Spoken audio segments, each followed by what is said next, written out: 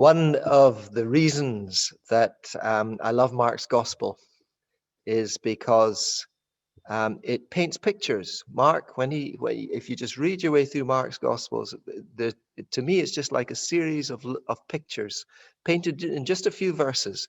But those few verses help us to engage in what's actually going on.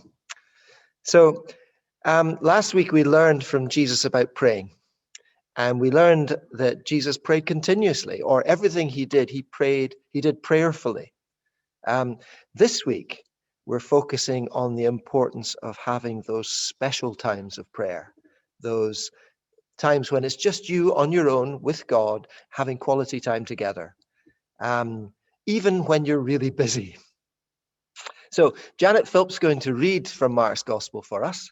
She's going to read from Mark chapter 1 and just 11 verses from verse 29 to verse 39. Over to you, Janet. As soon as they left the synagogue, they entered the house of Simon and Andrew with James and John. Now Simon's mother-in-law was in bed with a fever, and they told him about her at once.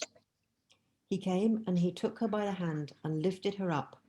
Then the fever lifted and she began to serve them. That evening at sunset, they brought to him all who were sick or possessed with demons, and the whole city was gathered around the door. As he cured many who were sick with various diseases and cast out many demons, he would not permit the demons to speak because they knew him. In the morning, while it was still very dark, he got up and went out to a deserted place, and there he prayed. And Simon and his companions hunted for him. When they found him, they said to him, "Everyone is searching for you." He answered, "Let us go on to the neighboring towns, so that I may proclaim the message there also, for that is what I came out to do." Thank you, Janet. You know, these days, one of the biggest barriers to drawing closer to God is simply our busyness. Now, you're thinking, busyness? When are we busy? These days, we're stuck there. We're not busy at all. But, you know, what I've found, even in lockdown, is I'm just amazed how little time I've got, how even the simplest things seem to take twice as long to do. And it's amazing how quickly the day just gets filled up with doing nothing. And yet, if we think we're too busy to pray, our lives are nowhere as busy as Jesus' life was. Today's reading, if you like, is a typical day in the life of Jesus when he was engaged in his ministry here on earth. It began last week. Last week, we learned about him going into the synagogue. And we learned how he put in a good session of preaching and teaching in the synagogue about the kingdom of God. And there's lots of people there and it's really busy. And then we learned how he was interrupted. And there's an incident with a guy who needed sorting out. And so Jesus had to switch to sorting that out. And after that, I'm sure he went on to preaching and teaching for a good while. And by the time he left, you'd think he'd be hoping for a bit of relaxation, you know, just some downtime with some of his close friends in Peter's house. But no, Peter's mother-in-law is ill, so he responds to her needs as well. And before you get all worked up, which I know some of you are getting worked up, before you get all worked up about the fact that she has to drag herself from her sickbed to serve them all a cup of tea, remember, it's not her sickbed anymore. She's been healed. She's back to her old self. And maybe she loves serving her guests. Maybe she hates serving her guests. But at the very least, it's a way in which she can express her joy and her gratitude. So let's put that to one side and let's get back to Jesus. Okay, so Jesus has taught and he's healed in the synagogue and now he's healed Peter's mother-in-law. Is he going to get some peace now? No. It's been a Sabbath. People aren't allowed to go out on the Sabbath. But once evening comes, they can. So evening comes and everybody turns up at Peter's door. And he has to work right through, well, late into the night. He's there ministering to their needs, healing them, and just being himself and being active and making sure that they're okay. And you'd think that after a day like that, he might well be entitled to a day off, wouldn't you? I mean, I would think I was entitled to a day off if I'd had a day like that. Well, at least if I don't get a day off, maybe even a long lie or breakfast in bed or something like that. But no, very early in the morning, it says in verse 35, very early in the morning, while it was still dark, Jesus got up, left the house, and went off to a solitary place to pray.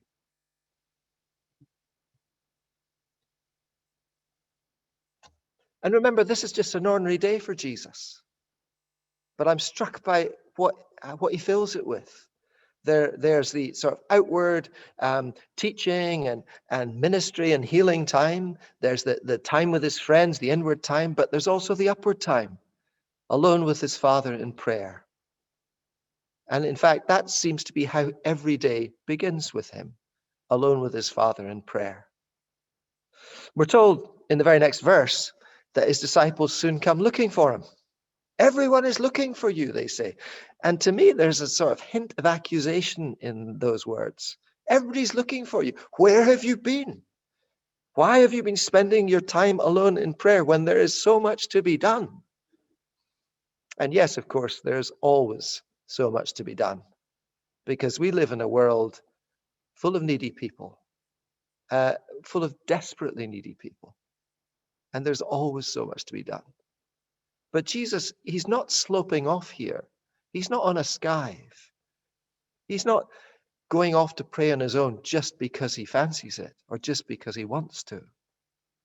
And he's not just doing it because it feels like it's the right thing to do either. He's doing it because for him, he doesn't have an option. And it's really important for us to grasp that when it comes to our prayer time with God. It shouldn't really be an option. Jesus knows that there is so much to be done, but he also knows that unless he spends that time alone in prayer, he won't be able to do it at all, let alone properly. And if it's important for him, it's even more important for us. He teaches us, remember, to pray, give us each day our daily bread. In fact, we've already prayed that as part of the Lord's Prayer this morning. Give us this day our daily bread.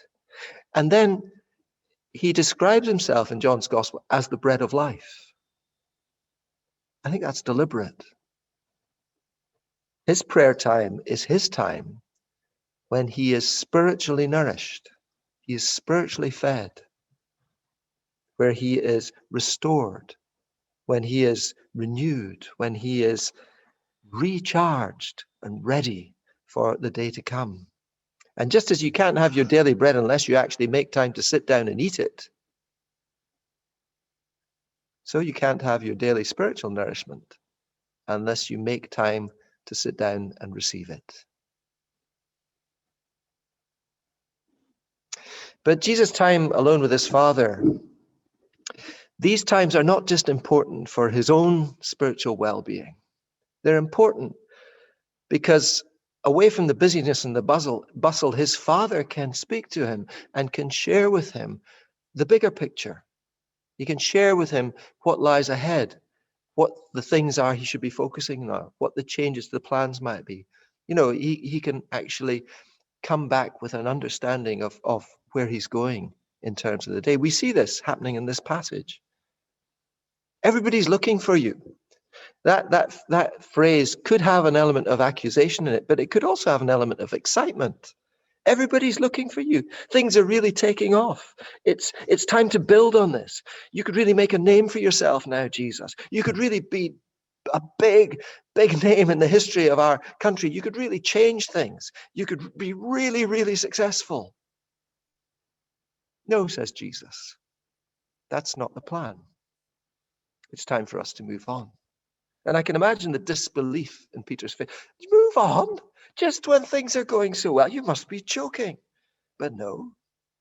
Jesus knows, after his time of prayer, that they had to leave Capernaum behind them, where they've been so successful, and they've got to move on. They've got to travel through Galilee. And everywhere they go, the pattern seems to be the same. He spends that time alone with his Father, and then he goes out and he teaches in the synagogues, and he heals the sick, and he spends time with his friends. Lindsay and I are the hundreds of church leaders who joined the Alpha UK Zoom chat with Nicky Gumbel last Tuesday afternoon. Well, Nicky Gumbel and his team. And I wasn't quite sure what to expect. Neither was Lindsay, but we thought, well, we're interested in Alpha. Let's just have a listen. And we were inspired by it. Nicky Gumbel himself talked about how he hadn't been all that keen on online Alpha at all, but he completely changed his mind. He said, yes, when you run Alpha online, there are disadvantages. You can't actually see people face to face. You can't actually have a meal together. But he said there are also advantages.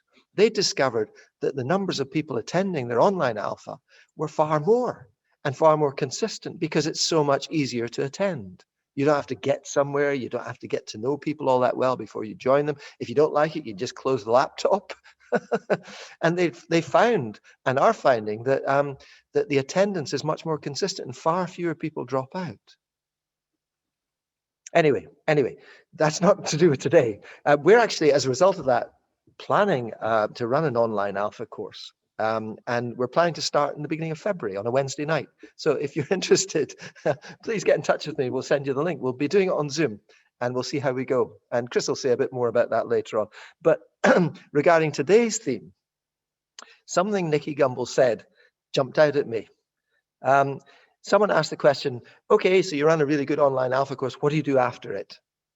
And he said that from all his years of experience of running Alpha courses, and he's well into his 90th, I think he's in his 92nd Alpha course at the moment, he's found that the best thing for someone to do in order to continue in their faith after Alpha is simply to develop a habit every day of spending time reading the Bible and praying.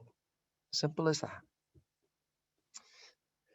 We've spoken before about the rhythm that's implicit in this year's verse, the verse about the vine and the branches, how in order to grow and bear fruit, you have to spend time abiding. There's a pattern there, a rhythm there. So we need to spend time abiding in Jesus. And we need to do that so we can regain our strength and recharge our batteries so that we can grow and bear fruit. And that's a rhythm that needs to be built into our lives. And not just into our daily lives, but into our weekly lives, with making sure that we have a Sabbath, into the seasons of the year, making sure we have time, which where we get away from the busyness and the bustle and just have time to recharge. In the Old Testament, they even built that pattern in so that every 7th year in agriculture, the fields were given a fallow year. And every 50th year, 7 sevens, and then the next one, the 50th year, was the Jubilee, where people were able to start again. So that rhythm is built in to all the biblical teaching and all the biblical ethos. But the very fundamental building block of that rhythm is a daily rhythm. At our prophetic huddle, well, I wasn't at it, but the prophetic huddle group met last week. And one of the images that one of its members shared with me afterwards was of this time of lockdown being our fallow time as a church, our time when we can draw close to God and we can rest and recharge and prepare for the season of growth that is to come. And I'm hanging on to that image with both hands. Let's use this time to rest and recharge and prepare. And as I said, the basic building block for that is a daily rhythm of abiding, so that we can go out and bear fruit. Something like that is good for the body and the mind and the soul and the church's mission. It helps us be the people God wants us to be. Now, easy for you to say, some of you may be saying. What about the poor shift worker? And what about the teacher? And what about the health worker that we saw all those wonderful pictures of? What about the poor parent trying to juggle work and homeschooling and shopping and everything else. Well, yes, there are some of you who will be leading extra busy lives just now.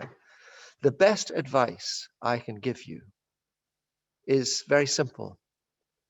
Just think of the times when you're alone and use those times.